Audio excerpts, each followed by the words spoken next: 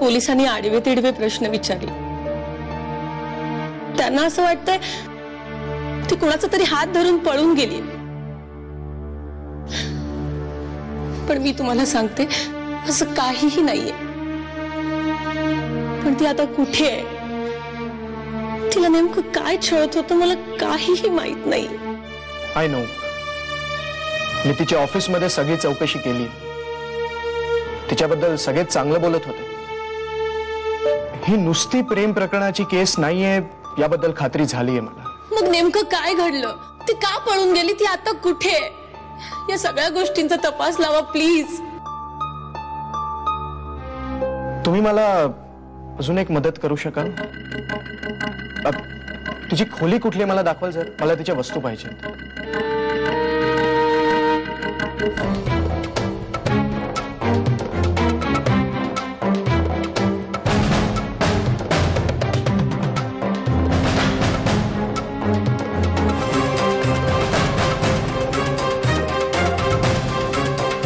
मुलीची आई म्हणून मी यायला नकोय का?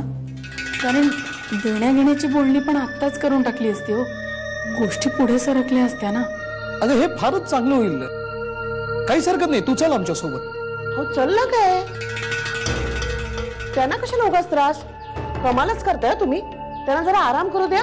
तुम्ही काही काळजी करू नका, मी अगदी बरोबर बोलेन जे बोलायचंय ते। आणि तुम्ही पण कमालच करता हा, एवढं बोलण्यासाठी त्यांना कशाला चल म्हणताय, त्यांना जरा आराम करू द्या। बरं, आता मी काय म्हणते, तुमची मनू तर आम्हाला पसंतच आहे, त्याचा काही प्रश्नच नाही। आता आपण देण्या घेण्याचं बोलूया, म्हणजे लग्नाची तयारी सुरू करायला बरी। तिच्या अंगावर एक 25 ते 30 तोळे सोनं तुम्ही घाला, म्हणजे तेवढं घालालच म्हणा, तुमची एकुलती एक मुलगी आहे ती। वहिनीचा आजार फारच गंभीर स्वरूपाचा आहे हो, म्हणजे उपचार तसे चालू आहे पण खर्च खूप येतोय। आम्ही असं म्हणत होतो की अशा परिस्थितीत खरं सांगायचं तर लग्नाचा एवढा खर्च आम्हाला योग्य वाटत नाही, म्हणजे परवडण्यासारखा नाहीये। म्हणून खरं तर आम्ही दोघं तुम्हाला हे सांगायला आलो की तुम्ही तुमच्या संजूसाठी दुसऱ्या मुली बघायला सुरुवात करा। येऊ मग आम्ही? या ती कोमल आहे ना, ती दीक्षा सारखीच अडकली असण्याची शक्यता आहे। तीच माणसं तिला त्रास देत असावे। तिने जर या लोकांपैकी कोणाविरुद्ध तक्रार करण्याचा धाडस दाखवला ना, तर हे प्रकरण लवकरात लवकर बाहेर येईल। हे काय आता याला ग्लिसरीन म्हणतात, हे डोळ्यात घातलं ना की अश्रू येतात। पण याचं आता तू काय करणार आहेस? आता हे माझ्या डोळ्यात घालायची योग्य वेळ आली आहे।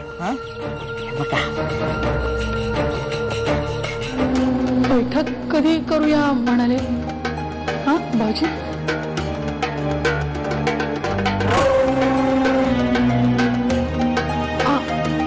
अहो ते असेल, काय झालं? त्या लोकांनी आपल्याला दगा दिलाय। म्हणजे असं कसं होईल? त्या संजूला दुसरं स्थळ सांगून आलं, ती मंडळी म्हणे त्यांना हुंडा जास्त देणार आहे, म्हणून संजूच्या आईचं मन बदललं आणि आपली सोन्यासारखी बनू त्यांना आवडत नाही म्हणून सांगितलं, म्हणून त्यांनी नापसंत केलं।